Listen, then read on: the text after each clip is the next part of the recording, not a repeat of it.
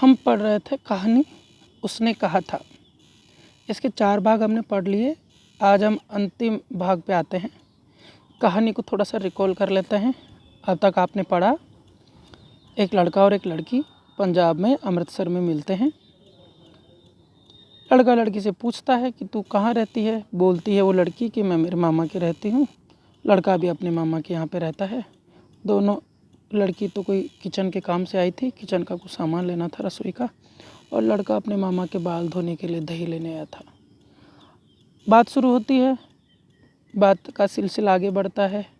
1 महीने तक बातें होती रहती है। लड़का बीच में पूछता है कि तेरी सगाई हो गई, तो लड़की धत कह के भाग जाती है। फिर एक दिन लड़का फिर पूछता है कि तेरी सगाई कुड़माई हो गई। कुड़माई यानी सगाई। लड़की बोलती है कि हाँ हो गई। इससे लड़के का दिमाग ख़राब हो जाता है, क्योंकि 1 महीने में उसको प्रेम हो गया था लड़की से। जब लड़के को ये पता लगता है कि उसकी सगाई हो गई, तो वो क्या क्या उसकी प्रतिक्रियाएं होती है। ये किसी को धक्का मार देता है, किसी का दूध गिरा देता है, किसी के ठेला गिरा देता है, और किसी कुत्ते को मारता है, और तब जाके घर पहुंचता है। ये बात यहीं ख़त्म हो गई। फिर अगले भाग में हमने पढ़ा कि लड़ाई चल रही है, प्रथम विश्व युद्ध हो रहा है।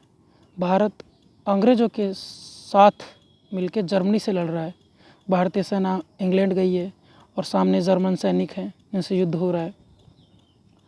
फिर उसके अगले भाग में हमने देखा कि किस तरह से एक लेफ्टिनेंट साहब हैं, इनके अधिकारी जो अंग्रेज़ हैं, उनको गिरफ्तार कर लिया गया है या मार दिया गया है, और उनकी जगह कोई जर्मन आ जाता है, नकली सिपाही, नकली अधिकारी बनकर, झूठा अधिकारी बनकर, फर्जी। और वो बोलता है कि चलो जर्मनी वालों से लड़ाई करेंगे। आधे आधे भाग में बांट देता है लहना सिंह और सूबेदार हजारा सिंह की सेना को, टुकड़ी को, और बोलता है कि आधे लोग यहाँ रुक जाओ, आधे लोग यहाँ से आगे मोर्चे पे जाओ। लहना सिंह को शंका होती है कि ये असली लेफ्टिनेंट है कि नकली, और शंका तब होती है जब लेफ्टिनेंट साहब लहना सिंह को सिगरेट देता है पीने के लिए, क्योंकि सिख लोग सिगरेट नहीं पीते, और लेफ्टिनेंट साहब तो जानता था कि हम लोग सिगरेट नहीं पीते। तो जब वो पीने को सिगरेट देता है तो उसको सारा पता लग जाता है कि कोई और है। तो उसने जांचना चाहा कि सच में ये कोई और तो नहीं है, कि अपना लेफ्टिनेंट साहब है कि कोई और है, रात का सीन है। तो वो बोलता है कि अब हम घर कब जाएंगे, या आपको याद है ना कि जब एक मुसलमान ने अपने हिंदुस्तान में मंदिर में जल चढ़ाया था, या जगाधारी के जंगलों में इतने बड़े बड़े नीलगाय होते हैं, आपको याद है ना, और नीलगाय के सींग होते हैं, आपको याद है ना, जबकि नीलगाय के सींग नहीं होते, और जबकि मुसलमान मंदिर में जल नहीं चढ़ाते। तो इन सब बातों को वो हाँ हाँ हाँ हाँ करता रहता है। तो समझ जाता है लहना सिंह की ये कोई फर्जी है। तो फिर अंदर जाता है, बोला दिया सलाई ले आता हूँ, फिर सिगरेट पीऊँगा। अंदर से बंदूक ला के उसके मारता है, तो वो गिर जाता है वहाँ पे। लेकिन लहना सिंह एक गलती कर देता है, उसके ऊपर की जेब की तलाशी ले लेता है, बट उसके पैंट पतलून की जेब की तलाशी नहीं लेता। वो जो लेफ्टिनेंट साहब था, नकली फर्जी, वो अपनी जेबों में हाथ डालता है जैसे उसको सर्दी लग रही हो, अपने आप को ठंड से बचाने के लिए, और एक गोली आती है जो लहना सिंह की जांघ में लग जाती है। लहना सिंह ने अपनी बंदूक से उसका कपाल क्रिया कर देता है, मार देता है। अब इतना सब कुछ हुआ, फिर लड़ाई चलती है आपस में। लड़ाई चलती है तो ये हमने पढ़ लिया था कि सिखों की फ़ौज 2 तरफ हो जाती है, आगे पीछे दोनों तरफ, क्योंकि जो गए थे वो लोग भी वापस आ जाते हैं।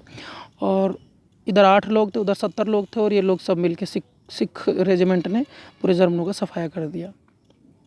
अब यहाँ से शुरू करते हैं। एक किलकारी और अकाल सिखा दी फौज आई, वाहे गुरु जी दी फतह, वाहे गुरु जी दे खालसा, सत श्री अकाल। और लड़ाई ख़त्म हो जाती है। जर्मन 63 लोग या तो खेत रहते हैं या करहा रहे होते हैं। 63 लोग मारे जाते हैं। सिखों में से 15 लोग मारे गए। सूबेदार के दाहिने कंधे में गोली आर पार निकल गई, सूबेदार के, हजारा सिंह के। लहना सिंह की पसली में एक गोली लगी, लहना सिंह की छाती में एक गोली लगी है। एक गोली पहले वो लेफ्टिनेंट साहब ने जांघ में लगा दी। उसने घाव को खंदक की मिट्टी, गीली मिट्टी से पूर लिया। घाव में क्या भर लिया उसने? मिट्टी भर ली। बहुत काम की चीज़ है। देखो, उसने अपने घाव में मिट्टी भर ली है। हाँ, ये जानबूझ के कर रहा है ऐसा। और बाकी साफा कसकर कमरबंद की तरह लपेट लिया। किसी को खबर नहीं हुई कि लहना को दूसरा घाव भी लगा है। किसी को पता ही नहीं लगा कि इसके 2-2 घाव लगे हैं। लड़ाई के समय चांद निकल आया था, रात हो रही थी, चांद निकल आया था।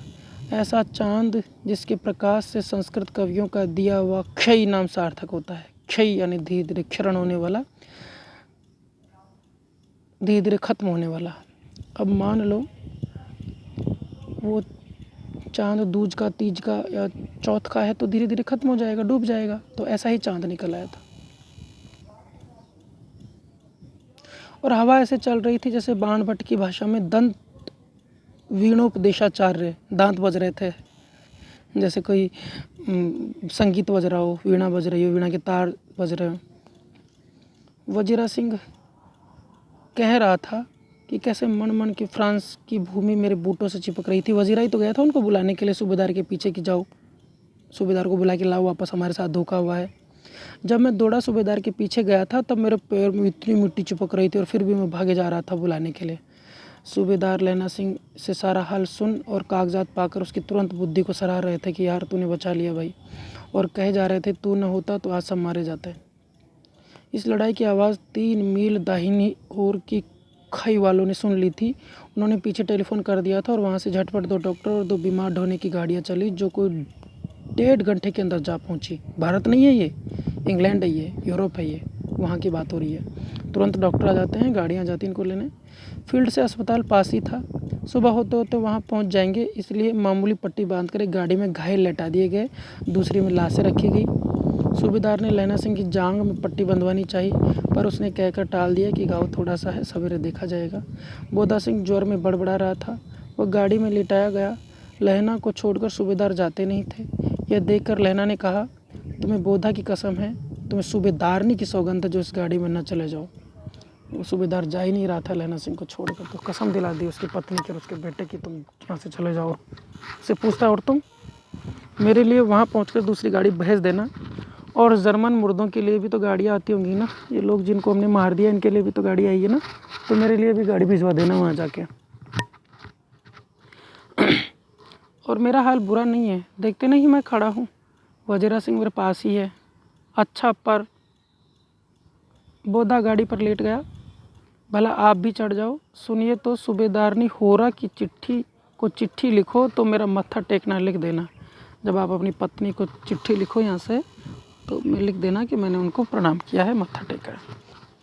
मत्था टेकना यानी प्रणाम करना, सिख लोग मत्था टेकते हैं नीचे झुक के, तो उसको मत्था टेकना बोलते हैं। और जब घर जाओ तो ये भी कह देना कि मुझसे उन्होंने जो कहा था वह मैंने कर दिया। उसने जो कहा था वो काम मैंने कर दिया। तो अपने घर जाए तो अपनी पत्नी से कह देना कि उसने मुझसे जो काम कहा था वो मैंने कर दिया। अब आप गाड़ी पर चढ़ जाओ, मैंने जो कुछ कहा था वो लिख देना और कह भी देना। गाड़ी के जाते ही लहना लेट गया। वजीरा पानी पिला दे, मेरा कमरबंद खोल दे, तर हो रहा है। गाड़ी के जाते ही वो लेट जाता है। हाँ, इससे पहले कुछ छूट गया। गाड़ियाँ चल पड़ी। सूबेदार ने चढ़ते चढ़ते लहना का हाथ पकड़कर कहा, तूने मेरे और बोधा के प्राण बचाए हैं, तूने मेरे और मेरे बेटे के प्राण बचाए हैं। लिखना कैसा, साथ ही घर चलेंगे। अपनी सूबेदारनी से तू ही कह देना उसने क्या कहा था।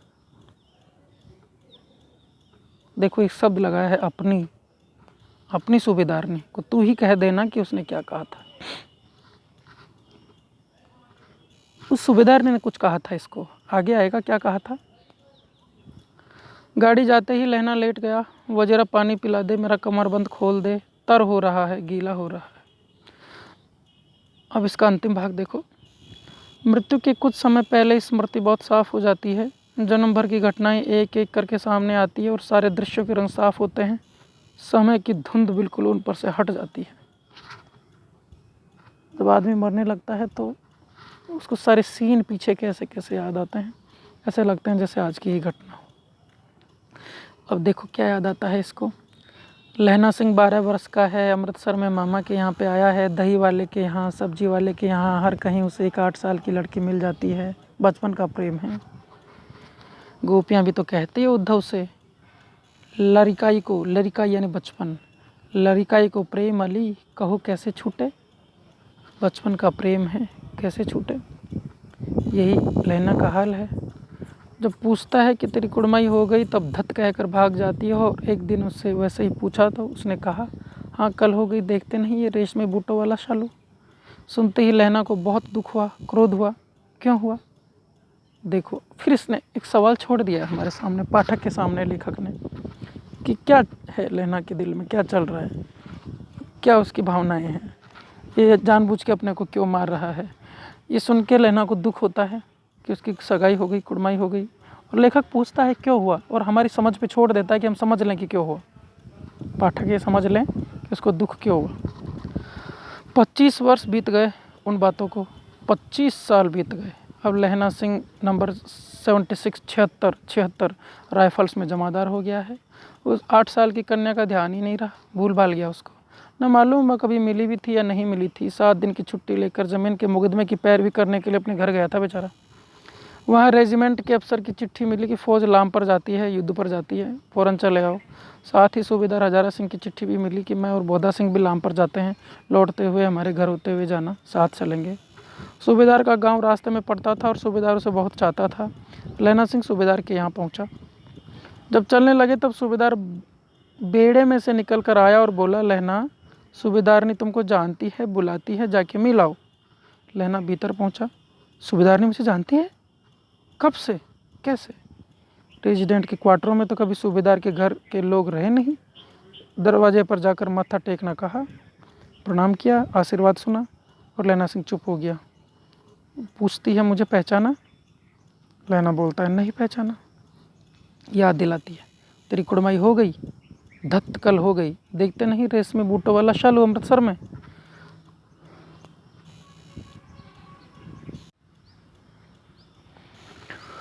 बाहों की टकराहट से मूर्छा खुली, करवट बदली, पसली का घाव बह निकला। वजीरा पानी पिला दे, उसने कहा था। वजीरा की गोद में उसका सर है, बार बार पानी मांग रहा है। मृत्यु के पास में सारी स्मृतियां साफ हो जाती हैं, पीछे की सारी बातें याद आती हैं। सपना चल रहा है, सूबेदारनी कह रही है, मैंने तेरे को आते ही पहचान लिया था। जानती हूँ, मेरे तो भाग फूट गए। सरकार ने बहादुरी का खिताब दिया है, लायलपुर में ज़मीन दी है। आज नमक हलाली का मौका आया है, पर सरकार ने हम तीमियों की एक घघरिया पलटन क्यों न बना दी। तीमी यानी स्त्री, घघरिया यानी घाघरा पहनने वाली, पलटन यानी सेना। सरकार हम औरतों की भी एक सेना बना देती, जो मैं भी सूबेदार के साथ चली जाती। एक बेटा है फ़ौज में भर्ती हुए, उसे 1 ही बरस हुआ है। उसके पीछे 4 और हुए थे, पर सब नहीं जिए, सब मर गए, एक भी नहीं जिया। सूबेदारनी रोने लगी। अब दोनों जाते हैं मेरे भाग। तुम्हें याद है ना, एक दिन तांगे वाले का घोड़ा दही वाले की दुकान के पास बिगड़ गया था और तुमने उस दिन मेरे प्राण बचाए थे। आप खुद घोड़ों की लातों में चले गए थे और मुझे उठाकर दुकान के तख्ते पर रख दिया था। ऐसे ही इन दोनों को बचाना, ये मेरी भिक्षा है, तुम्हारे आगे मैं आंचल पसारती हूँ। रोती रोती सूबेदारनी ओबरी में चली गई, कोठरी में चली गई। ओबरी यानी कोठरी। लहना भी आंसू पोंछता हुआ बाहर आया। वजीरा सिंह पानी पिला दे, उसने कहा था। फिर वो बीच बीच में याद आती है, फिर वो वर्तमान में आ जाता है, याद आता है, पहले की सीन याद आते हैं, फिर वो वर्तमान में आ जाता है। लहना का सिर अपनी गोदी पर रखे वजीरा सिंह बैठा है। जब मांगता है पानी पिला देता है। आधे घंटे तक लहना चुप रहा, फिर बोला, कौन? कीरत सिंह, उसने कहा था। देखो आप याद करो, जब उनके शुरू में बात हो रही थी तो इसने कहा था कि मैं नहीं मरूंगा, मैं तो बुलेल की खड्ड के किनारे मरूंगा और मेरे हाथ के लगाया हुआ आम का पेड़ होगा और मेरे भाई कीरत सिंह की गोद होगी। कीरत सिंह इसका भाई है। आधे घंटे तक बेहोश सा रहता है। ये बोलता है, कौन? कीरत सिंह। वजीरा ने कुछ समझ कर कहा, हाँ। याद आ गया ना उसको पहले की बात वजीरा को, तो बोलता है, हाँ।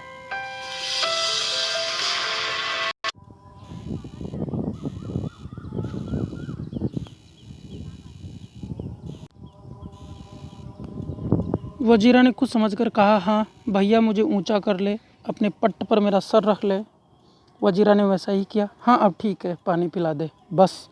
अब के जाड़े में ये आम खूब फलेगा। चाचा भतीजा यहीं बैठकर आम खाना। जितना बड़ा तेरा भतीजा है उतना ही ये आम है। जिस महीने उसका जन्म हुआ था उसी महीने मैंने इसे लगाया था।